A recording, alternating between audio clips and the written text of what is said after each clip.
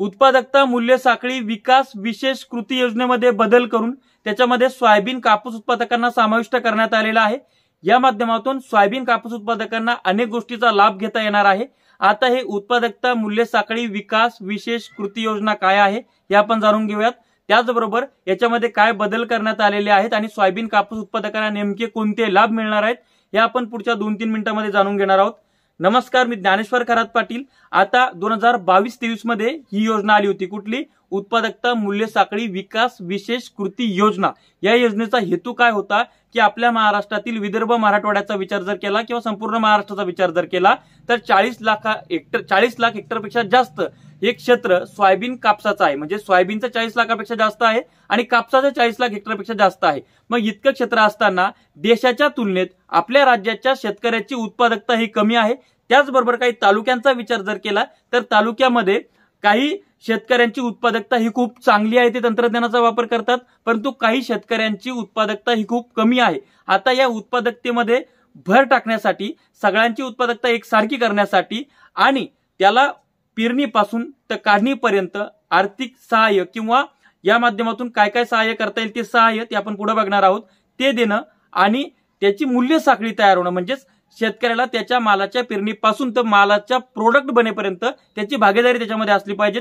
यासाठी ही 22-23च्या अर्थसंकल्पामध्ये ही योजना आणली होती आणि त्याच्यामध्ये तत्कालीन अर्थमंत्री जे होते, उपमुख्यमंत्री, त्यांनी 1000 कोटीची तरतूद केली होती। आता त्याच्यामध्ये काय झालेले बदल करण्यात आलेले। बदल काय केलं, त्याच्यामध्ये सोयाबीन आणि कापसाचा त्यांनी समावेश केलेला आहे। या योजनेच्या माध्यमातून कापूस उत्पादकांना 6,18,032 या कॉटनच्या सीड बॅग मिळणार आहेत।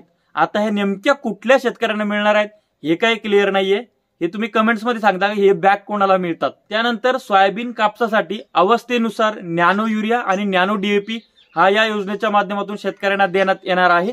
परंतु नॅनो युरिया असेल किंवा नॅनो डीएपी असतील याचे शेतकऱ्यांना रिझल्ट नाही आहेत, ते त्याचे रिझल्ट का नाही आहेत, त्याचं ऍप्लिकेशन कसं करावं लागतं याबद्दल शेतकऱ्यांमध्ये जनजागृती होणं गरजेचं आहे आणि खरंच त्याचे रिझल्ट का मिळत नाही याच्यावर सुद्धा संशोधन होणं गरजेचं आहे। त्यानंतर सोयाबीनवर मोठ्या प्रमाणात गोगलगायीचा प्रादुर्भाव होतो, तर त्याच्या नियंत्रणासाठी मेटाहाल्डाइड हे जे कीटकनाशक आहे हे सुद्धा पुरवण्यात येणार आहे त्या योजनेच्या माध्यमातून शेतकऱ्यांना। कापूस उत्पादक शेतकऱ्यांसाठी नवीन शेतकरी उत्पादक कंपन्या, त्यानंतर ते जे कापूस जो आपण घरामध्ये साठवतो त्याच्यामुळे खाजू येते किंवा वेगळे आजार होतात, तर ते आजार होऊ नये म्हणून कापूस साठवण्यासाठी शेडसाठी अनुदान या सगळ्या गोष्टी त्याच्यामध्ये असणार आहेत।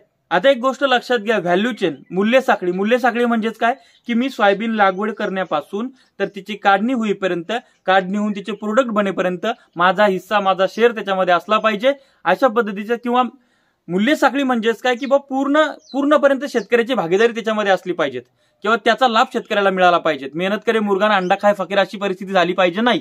आता सरकारचा हे हेतूही चांगला आहे बरं का, सरकारच्या योजनाही चांगल्या आहेत, परंतु तुम्ही हे जे मेटाहाल्डाइड देणार, तुम्ही नॅनो युरिया देणार, नॅनो डीएपी देणार, त्यानंतर तुम्ही सॉइल मॉइश्चर सेन्सर देणार डिजिटल, त्याच्यानंतर तुम्ही फवारणी पंप देणार, या सगळ्या गोष्टी देणार। त्याचा क्रायटेरिया काय आहे?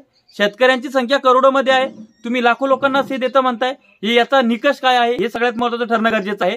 आणि या माध्यमातून होतंय काय, तर या माध्यमातून फक्त भ्रष्टाचार मोठ्या प्रमाणामध्ये होतोय।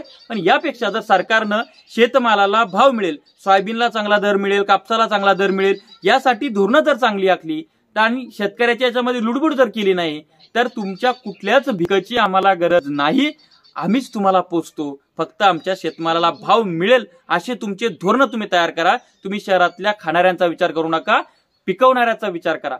व्हिडिओ कसा वाटलाय कमेंट्स करून सांगा। अशाच नवनवीन व्हिडिओसाठी चॅनल सबस्क्राईब करा, साईडला बेल आयकॉन दाबा। तुर्तास थांबतो, आपली रजा घेतो, आपला ज्ञानेश्वर खरात पाटील। धन्यवाद।